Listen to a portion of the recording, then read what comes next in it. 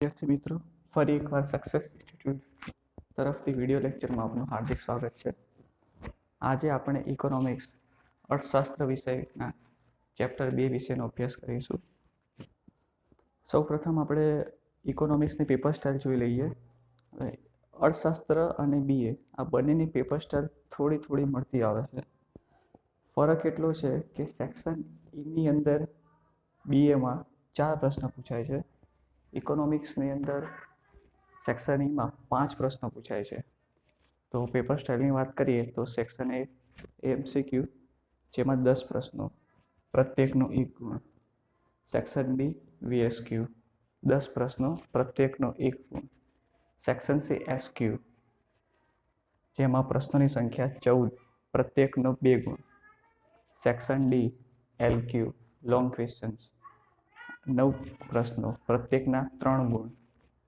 અને last section EQ એસે type questions પ્રશ્નોની સંખ્યા 5 અને પ્રત્યેક પ્રશ્ન 5 માર્કનો રહેશે. સેક્શન E 25 માર્કનો રહેશે. સેક્શન ઈમાં આલેખ પૂછાય છે, જેની અંદર સ્તંભાકૃતિ, પાસની સ્તંભાકૃતિ, સમયાકૃતિ, વૃત્તાંશાકૃતિ જેવા અલગ અલગ આલેખો પૂછાતા હોય છે. સિલેબસની વાત કરીએ ઇકોના તો પહેલું ચેપ્ટર અર્થશાસ્ત્રમાં આલેખ. એમ તમને અહીંયા ટોટલ 11 ચેપ્ટર આપેલા છે. એ 11 ચેપ્ટરમાંથી આપણે ચેપ્ટર 2 વૃદ્ધિ અને વિકાસના નિર્દેશકોની થી શરૂઆત કરીશું. તો આપણું ઇકોનોમિક્સમાં ચેપ્ટર 2 આર્થિક વૃદ્ધિ અને વિકાસના નિર્દેશકો. આ પ્રકરણમાંથી કુલ 10 માર્કનું પૂછાય છે, જેનો ગુણભાર નીચે મુજબ છે. એક MCQ પૂછાશે, એક VSQ, એક SQ અને 2 લોંગ ક્વેશ્ચન્સ એટલે કે LQ. એટલે ટોટલ વેઇટેજ આનું થશે 10 માર્ક. MCQનો 1 માર્ક, VSQનો 1 માર્ક, SQનો 2 માર્ક અને LQના 6 માર્ક. આર્થિક વિકાસનો અર્થ, આર્થિક વૃદ્ધિનો અર્થ અને આર્થિક વિકાસ અને વૃદ્ધિ વચ્ચે તફાવત શું છે એના વિશે આપણે અહીંયા ચર્ચા કરવાની છે. હવે જનરલી ભૂતકાળની અંદર કેવું થતું હતું કે આર્થિક વિકાસ અને આર્થિક વૃદ્ધિ છે ને એક જ ગણવામાં આવતા હતા. ઘણા બધા દેશો એવા છે કે આર્થિક વિકાસ અને આર્થિક વૃદ્ધિને એક જ ગણતા હોય છે. પણ અત્યારે આધુનિક સમયની અંદર કેટલાક અર્થશાસ્ત્રીઓ આર્થિક વિકાસ અને આર્થિક વૃદ્ધિ બંનેને અલગ ગણે છે. ભૂતકાળની અંદર આર્થિક વિકાસની જગ્યાએ આર્થિક વૃદ્ધિ શબ્દ વપરાતો હતો, આર્થિક વૃદ્ધિની જગ્યાએ આર્થિક વિકાસનો શબ્દ વપરાતો હતો. તો આ વૃદ્ધિ અને વિકાસ બંને એકબીજાની જગ્યાએ વપરાતા શબ્દો હતા. પણ અત્યારે ઘણા બધા અર્થશાસ્ત્રીઓ, મોટાભાગના અર્થશાસ્ત્રીઓ આર્થિક વિકાસ અને આર્થિક વૃદ્ધિ બંનેને અલગ વસ્તુ માને છે. તો આપણે આ ચેપ્ટરની અંદર એ જ શીખવાનું છે કે આર્થિક વિકાસ કોને કહેવાય અને આર્થિક વૃદ્ધિ કોને કહેવાય. તો અત્યારે આ વિડીયો લેક્ચરની અંદર હું તમને આર્થિક વિકાસ અને આર્થિક વૃદ્ધિનો જે ભેદ છે કે એમાં તફાવત શું રહેલો છે એ ભેદને હું દૂર કરવાનો પ્રયત્ન કરીશ. અને વિડીયો લેક્ચરની અંતે છેલ્લે આપણે એનો તફાવત પણ જોઈ લેશું કે આર્થિક વિકાસ અને આર્થિક વૃદ્ધિનો શું તફાવત છે, જેને કારણે તમને વધારે ક્લિયર થાય. સૌ પ્રથમ હું આર્થિક વૃદ્ધિની વાત કરું, ઇકોનોમિક ગ્રોથ. તો આર્થિક વૃદ્ધિ કોને કહેવાય? તો ધ્યાનથી સાંભળજો. આર્થિક વૃદ્ધિ એટલે શું? તો દેશની રાષ્ટ્રીય આવકમાં થતો વધારો અને વ્યક્તિની માથાદીઠ આવકમાં થતો વધારો એ આર્થિક વૃદ્ધિ કહેવાશે. ફરી એકવાર, આર્થિક વૃદ્ધિ કોને કહેવાય? કોઈ પણ દેશની રાષ્ટ્રીય આવકમાં થતો વધારો અને માથાદીઠ આવકમાં થતો વધારો એ તે દેશની આર્થિક વૃદ્ધિ આપણને સૂચવે છે. તો જ્યારે આર્થિક વિકાસ શું થાય છે? આર્થિક વિકાસવાળા દેશોની અંદર પણ રાષ્ટ્રીય આવક અને માથાદીઠ આવક તો વધે જ છે. તો નવું શું છે? તો આની અંદર જે દેશ રાષ્ટ્રીય આવક અને માથાદીઠ આવક વધતા એ વધેલી આવક એ પ્રજાના કલ્યાણ માટે વાપરે છે, એટલે કે આંતરમાળખાકીય સુવિધામાં વધારો કરે છે. તો આપણે એમ કહી શકાય કે એ દેશ આર્થિક વિકાસ સાધી રહ્યો છે. એટલે આવા પ્રકારના દેશો, જે દેશ આર્થિક વિકાસ કરી રહ્યો હશે એ દેશમાં સિચ્યુએશન હશે કેવી? તો એ દેશ એ દેશમાં રાષ્ટ્રીય આવક વધતી જતી હશે, એ દેશમાં લોકોની માથાદીઠ આવક વધતી જતી હશે અને લોકોનું જે જીવન ધોરણ જે છે, આંતરમાળખાકીય સુવિધા છે, એમાં પણ ધીરે ધીરે વધારો થતો જોવા મળતો હશે. તો આ દેશ આર્થિક વિકાસ સાધી રહ્યો છે એમ કહેવાય. તો ફરી એકવાર આર્થિક વૃદ્ધિ એટલે શું? તો આર્થિક વૃદ્ધિ ફક્ત રાષ્ટ્રીય આવક અને માથાદીઠ આવકનો વધારો જ સૂચવે છે.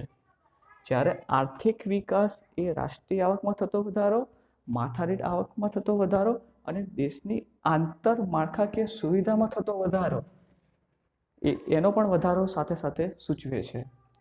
તમને એક સવાલ થશે કે સર, આંતરમાળખાકીય સુવિધા એટલે કઈ કઈ સુવિધા? તો આ જે રોડ રસ્તા છે, સેવા ક્ષેત્ર છે, કૃષિ ક્ષેત્ર છે, હોસ્પિટલ છે, સ્કૂલો છે, એટલે કે શૈક્ષણિક સંસ્થાઓ છે, તો આ બધામાં જે સુધારો આવતો જાય તો એ આર્થિક વિકાસની અંદર આવશે. આ વસ્તુને આપણે એક એક્ઝામ્પલ દ્વારા સમજીએ. અહીંયા તમને બે ચિત્ર આપેલા છે. એમાં તમને બે પર્સન દેખાય છે અને સાઈડમાં તમને નીચે એમના લાઈફસ્ટાઈલ આપેલી છે. એક બંનેના ઘર આપેલા છે અને નીચે લખેલું છે આર્થિક વૃદ્ધિ અને આર્થિક વિકાસ. એટલે આ આકૃતિ, આ ચિત્ર જોઈને તમને શું લાગે છે? થોડું થિંકિંગ કરો કે શું કહી રહ્યું હશે. આ બાજુ લખેલું છે પે રાઇઝ. પે રાઇઝ એટલે બંનેની સેલેરીમાં વધારો થાય છે. એટલે કે બંને પર્સન છે એ સેમ સેલેરી છે, સેલેરીડ પર્સન છે. બંનેની સેલેરી માની લો કે 25,000 રૂપિયા છે. હવે કોઈ કારણોસર એમનું ઇન્ક્રીમેન્ટ આવે છે, 25,000 સેલેરીથી એમની વધીને 50,000 સેલેરી થાય છે. એટલે એમની આવકમાં વધારો થયો. બંનેની સેમ છે, બંનેની 25,000 છે. બંનેની આવકમાં વધારો 25,000 થાય. એટલે હવે એમની સેલેરી 50,000 થઈ. 50,000 સેલેરી થઈ તો પર્સન એ જે છે એ પોતાનો જે આવકમાં થયેલો વધારો છે એને બરણી, એટલે ઇન શોર્ટ એ સેવિંગ કરે છે, બચાવી રાખે છે. એ કશું એ પોતાની લક્ઝુરિયસ લાઈફમાં વાપરતો નથી અને હજી પણ એ પોતાના સાદા મકાનમાં જ રહે છે. એટલે કે પોતાની આવકમાં જે વધારો થયો છે એ પોતાની જીવન જરૂરિયાતવાળી વસ્તુમાં નથી વાપરતો કે નથી કોઈ ભૌતિક સુખ સુવિધાવાળી વસ્તુમાં વાપરતો. તો એ ખાલી આર્થિક વૃદ્ધિ જ કહેવાશે. કેમ? તો મેં આગળ કીધું એ પ્રમાણે કે આર્થિક વૃદ્ધિ શું છે? તો રાષ્ટ્રીય આવકમાં થયેલો વધારો. રાષ્ટ્રીય આવકમાં થયેલો વધારો એ આર્થિક વૃદ્ધિ છે. તો એની આવકમાં વધારો થયો, તો હા, વધારો થયો તો આ આર્થિક વૃદ્ધિ છે. અને પર્સન બીની વાત કરીએ તો એની પણ એટલું જ ઇન્ક્રીમેન્ટ મળ્યું, એની પણ સેલેરી 50,000 થઈ. પણ એણે શું કર્યું? તો એની આવકમાં જે વધારો થયો હતો એ પોતાની મોજ શોખની વસ્તુ અને જીવન જરૂરિયાતની વસ્તુમાં એ વાપરે છે. એ એસી લેશે, કાર લેશે, નવું ઘર લેશે. તો આ જીવન જરૂરિયાતવાળી વસ્તુને એ યુટિલાઇઝ કરે છે. તો આપણે એમ કહી શકાય કે એ વ્યક્તિ આર્થિક વિકાસ કરી રહ્યો છે. તો કેમ? આવક તો એની પણ વધી, પણ એ વધેલી આવકને એણે ક્યાં વાપરી? તો એને પોતાની આંતરમાળખાકીય સુવિધાઓને વિકસાવવા માટે વાપરી. બરાબર? તો આને આપણે આર્થિક વિકાસ કહેવાય. તો તમને ફરીવાર એક કહી દઉં, આર્થિક વૃદ્ધિ એટલે શું? તો આર્થિક વૃદ્ધિ એટલે રાષ્ટ્રીય આવક અને માથાદીઠ આવકમાં થયેલો વધારો. અને આર્થિક વિકાસ એટલે રાષ્ટ્રીય આવકમાં વધારો, માથાદીઠ આવકમાં વધારો અને એ વધારો જે છે તેને કારણે આંતરમાળખાકીય સુવિધામાં જે વધારો થાય છે તે આર્થિક વિકાસ કહીશું. એશિયાના દેશો, આફ્રિકાના દેશો, લેટિન અમેરિકાના દેશો, તો આ બધા જે દેશો જે છે એ આર્થિક વિકાસના હરોળમાં આવે છે. બરાબર? આપણો ભારતની વાત કરીએ તો ભારત એક આર્થિક વિકાસ સાધી રહ્યો છે એમ કહેવાય. કેમ? કારણ કે ભારતની અંદર રાષ્ટ્રીય આવક દર વર્ષે વધે છે, લોકોની માથાદીઠ આવક દર વર્ષે વધે છે અને જે આંતરમાળખાકીય સુવિધા કહેવાય છે એ પણ સરકાર દર વર્ષે વધારવાનો પ્રયત્ન કરતી હોય છે. એટલે એમ કહી શકાય કે ભારત આર્થિક વિકાસ સાધી રહ્યો છે. તો આર્થિક વૃદ્ધિ જોવા ક્યાં મળે છે? તો આર્થિક વૃદ્ધિ વિકસિત દેશોની અંદર જોવા મળે છે. અને આ જે તમને ચિત્ર આપેલું છે ને, એ ચિત્ર દેશની પરિસ્થિતિ પર લાગુ નથી પડતું. આ ફક્ત બેઝિક કોન્સેપ્ટ ક્લિયર કરવા માટે જ છે. દેશની વાત આવે તો આ ચિત્ર એની પર પરફેક્ટ સટીક બેસાડી શકાતું નથી. કેમ? તો હું તમને કહી દઉં. હવે અમેરિકા, ચીન જેવા દેશો જે છે એ આર્થિક વૃદ્ધિની કેટેગરીમાં આવે છે. તો આ ચિત્ર આપણને તો પેલા કરતાં તો ઘણું નબળું બતાવ્યું છે ને. ચિત્ર નબળું, કોન્સેપ્ટ ક્લિયર છે પણ ચિત્ર આની ઉપર સટીક બેસાડી શકાતું નથી. હવે થાય શું છે કે અમેરિકા અને ચીન જેવા દેશો છે, હવે ત્યાં આગળ ઓલરેડી આંતરમાળખાકીય સુવિધાનો વિકાસ થઈ ચૂક્યો જ હોય છે. ત્યાં આગળ કોઈ કમી નથી હોતી. સારું આરોગ્ય હોય છે, સારું શિક્ષણ હોય છે, સારા રોડ રસ્તા હોય છે. એટલે એવા દેશોની અંદર આંતરમાળખાકીય સુવિધાનો ઓલરેડી વિકાસ થઈ ચૂક્યો જ હોય છે. એટલા માટે સરકારે પોતાની રાષ્ટ્રીય આવકનો ખર્ચો આંતરમાળખાકીય સુવિધાની પાછળ કરવો પડતો હોતો નથી. બરાબર. અને જ્યારે ભારત જેવા દેશમાં, જેમાં વસ્તીનું પ્રમાણ સતત વધતું જતું જોવા મળે છે, ત્યાં આગળ એને આ બધી સુવિધાનો વિકાસ કરવો પડે છે.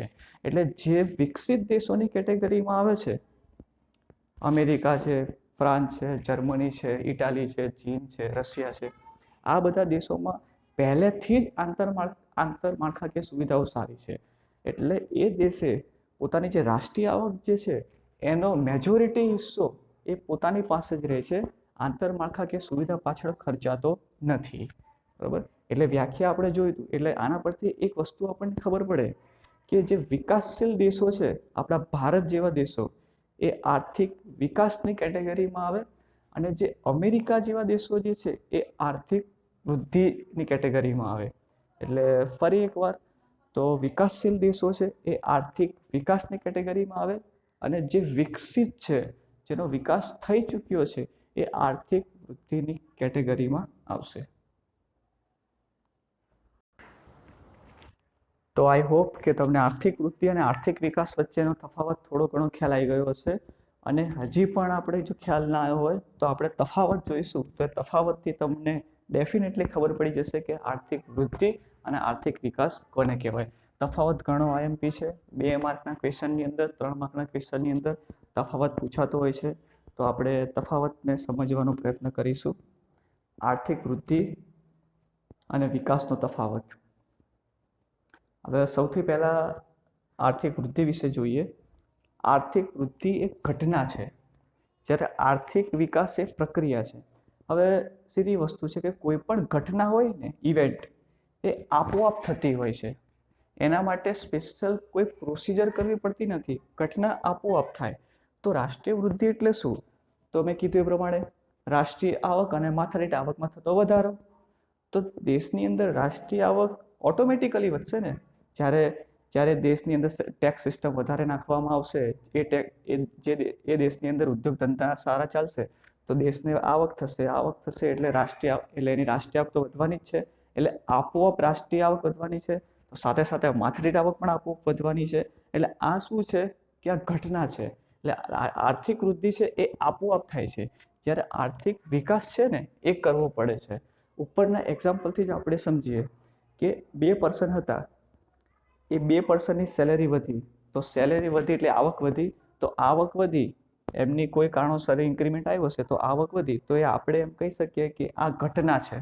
બંને સાથે સેમ ઘટના થઈ, બંનેને 25,000 ઇન્ક્રીમેન્ટ આવ્યું, આ આપોઆપ થયું છે. પણ તમે જો બંનેની લાઈફસ્ટાઈલ જુઓ, પહેલાંની લાઈફસ્ટાઈલ હજી ત્યાંની ત્યાં, બીજાની લાઈફસ્ટાઈલમાં ઘણો સુધારો આવ્યો. તો એને પોતાની લાઈફસ્ટાઈલમાં સુધારો લાવવા માટે એણે શું કર્યું? તો એની આવકમાં થયેલો વધારો હતો એ એને ચીજ વસ્તુઓ પાછળ ખર્ચ્યો. જ્યારે વ્યક્તિ એ પોતાની આવકમાં થયેલો વધારો એણે ચીજ વસ્તુ પાછળ ખર્ચ્યો નહીં. એટલે ખબર પડી ગઈ કે આર્થિક વિકાસ કરવા માટે પર્સન બીએ પ્રક્રિયા કરી. શું પ્રક્રિયા કરી? તો એની આવકમાં જે વધારો થયો હતો એ એને પોતાની જીવન જરૂરિયાત વસ્તુ પાછળ ખરીદવા માટે કર્યો. જો એને ખરીદવા માટે એની આવકમાં થયેલો વધારો જોઈને મોજ શોખની વસ્તુ પાછળ ના ખર્ચી હોત, તો આપણે ના કહી શકીએ કે આર્થિક વિકાસ થયો. બરાબર. તો એના માટે એ પ્રક્રિયા કરી. તો ખ્યાલ આવી ગયો હશે તમને કે આર્થિક વૃદ્ધિ એ ઘટના છે જે આપોઆપ થાય છે, જ્યારે આર્થિક વિકાસ એક પ્રક્રિયા છે જે માનવીએ અને દેશે કરવી પડે છે. બીજો પોઈન્ટ, આર્થિક વૃદ્ધિમાં પરિણાત્મક પરિવર્તનો થાય છે અને આર્થિક વિકાસમાં પરિણાત્મક અને ગુણાત્મક પરિવર્તનો થાય છે. પરિણાત્મક પરિવર્તનો એટલે જેને ગણી શકાય, જે કાઉન્ટેબલ હોય, અને ગુણાત્મક પરિવર્તનો એટલે કે જે કાઉન્ટેબલ ના હોય. તો આર્થિક વૃદ્ધિને ગણી શકાય છે તો કઈ રીતે?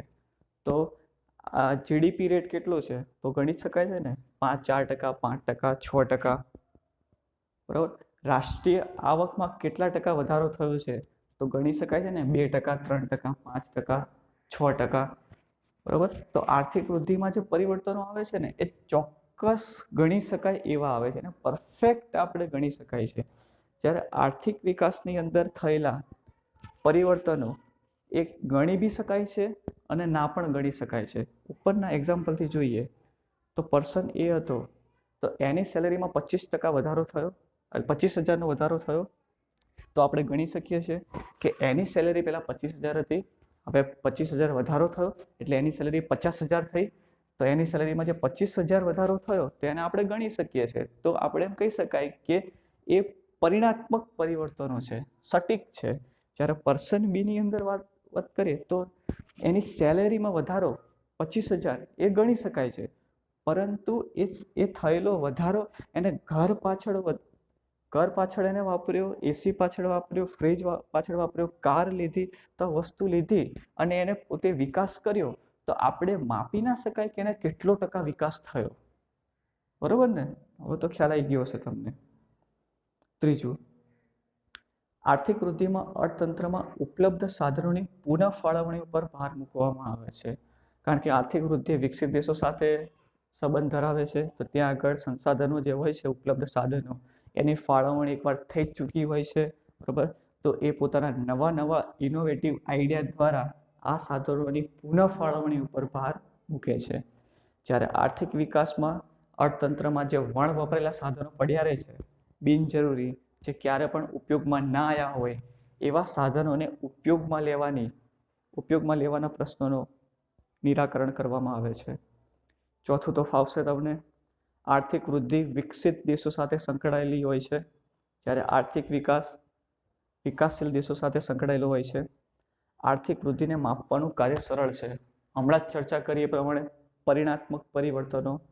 બરાબર. આર્થિક વૃદ્ધિને આપણે ચોક્કસ રીતે માપી શકાય છે પર્સન્ટેજની અંદર, આંકડાઓની અંદર. પણ જ્યારે આર્થિક વિકાસને માપવાનું કાર્ય અતિ મુશ્કેલ છે. કોઈ પણ વ્યક્તિ, કોઈ પણ દેશ વિકાસ કરતો હોય તો આપણે એને પર્સન્ટેજમાં ના કાઢી શકીએ કે આ દેશે આટલો વિકાસ કર્યો. વૃદ્ધિનો ખ્યાલ સીમિત છે. કેમ સીમિત છે? કારણ કે વૃદ્ધિ એટલે શું? ફરી એકવાર, રાષ્ટ્રીય આવક અને માથાદીઠ આવકમાં વધારો. એટલે ખ્યાલ લિમિટેડ છે. ખ્યાલ ખાલી એટલું જ જણાવે છે કે રાષ્ટ્રીય આવકમાં વધારો થાય છે અને માથાદીઠ આવકમાં વધારો થાય છે. પણ જ્યારે આર્થિક વિકાસનો ખ્યાલ તેના કરતાં વિસ્તૃત છે, કારણ કે આપણને એ 3 વસ્તુ બતાવે છે: રાષ્ટ્રીય આવકમાં થતો વધારો, માથાદીઠ આવકમાં થતો વધારો, અને એ વધારો જે છે એ આંતરમાળખાકીય સુવિધા પાછળ ખર્ચાય છે. તો એનો ખ્યાલ વિસ્તૃત છે એમ કહી શકાય. આર્થિક વૃદ્ધિને માથાદીઠ આવકના વધારા સાથે સંબંધ છે, જ્યારે આર્થિક વિકાસને માથાદીઠ આવક ઉપરાંત વહેંચણી સાથે પણ સંબંધ છે. એટલે આર્થિક વિકાસમાં માથાદીઠ આવક તો થાય જ છે, કીધું એ પ્રમાણે માથાદીઠ આવક તો વધે જ છે, પણ એની વહેંચણી સાથે પણ સંબંધ છે. એટલે કે જે લોકોની જીવન જે રીત જે છે, આંતરમાળખાકીય સુવિધા છે, એમાં જે વધારો થાય છે એની સાથે પણ સંબંધ ધરાવે છે. આર્થિક વૃદ્ધિ ઝડપી હોય છે. કેમ? કારણ કે આંતરમાળખાકીય સુવિધા જે દેશોમાં પહેલેથી હોય જ, તો ત્યાં આગળ આર્થિક વૃદ્ધિની પ્રક્રિયા ઝડપી જશે ને. એને રાષ્ટ્રીય આવકનો હિસ્સો એ બધી પાછળ વાપરવાનો નથી, એટલે એ પ્રોસેસ ઝડપથી થશે. જ્યારે આર્થિક વિકાસ એ વિકાસશીલ દેશો સાથે સંબંધ ધરાવે છે. તો આવા દેશોની અંદર ગરીબી વધારે જોવા મળે, બેરોજગારીનું પ્રમાણ વધારે જોવા મળે, આવકની વહેંચણીની અસમાનતા હોય, તો આવા કારણોસર આર્થિક વિકાસની પ્રક્રિયા થોડી ધીમી થતી જોવા મળે છે. અને છેલ્લું, આર્થિક વિકાસ વિના આર્થિક વૃદ્ધિ શક્ય છે. વૃદ્ધિ ઓટોમેટિકલી થઈ જાય. બરાબર. રાષ્ટ્રીય આવકમાં થતો વધારો, માથાદીઠ આવકમાં વધારો એ થઈ જાય. બરાબર. પણ આર્થિક વિકાસ જે છે એ વૃદ્ધિ વગર શક્ય નથી. ઉપરના એક્ઝામ્પલથી જોઈએ, જે વ્યક્તિ આર્થિક વિકાસ સાધી શક્યો, હવે ક્યારે સાધી શક્યો? જ્યારે એની સેલેરીમાં વધારો થયો ત્યારે. જો એની સેલેરીમાં જ કોઈ વધારો થયો ના હોત તો એ આર્થિક વિકાસ સાધી શકત નહીં. તેના પરથી આપણે કહી શકીએ ને કે આર્થિક વિકાસ કરવા માટે આર્થિક વૃદ્ધિ થવી જરૂરી છે. જો વૃદ્ધિ ના થાય તો વિકાસ ના થાય, બરોબર. અને વૃદ્ધિને વિકાસની કોઈ જરૂર નથી. વૃદ્ધિ એ આપોઆપ થતી પ્રક્રિયા છે, એ ઘટના છે. જ્યારે આર્થિક વિકાસ એ વૃદ્ધિ પર ડિપેન્ડ હોય છે. તો આઈ હોપ તમને આર્થિક વિકાસ અને આર્થિક વૃદ્ધિનો તફાવત ક્લિયર થઈ ગયો હશે. અને જો થોડો બી કદાચ ડાઉટ રહ્યો હોય તો તમે વોટ્સઅપ ગ્રુપની અંદર ક્વેશ્ચન પૂછી શકો છો અને ત્યાં બી તમે સોર્ટ આઉટ કરી શકો છો. Thank you for watching.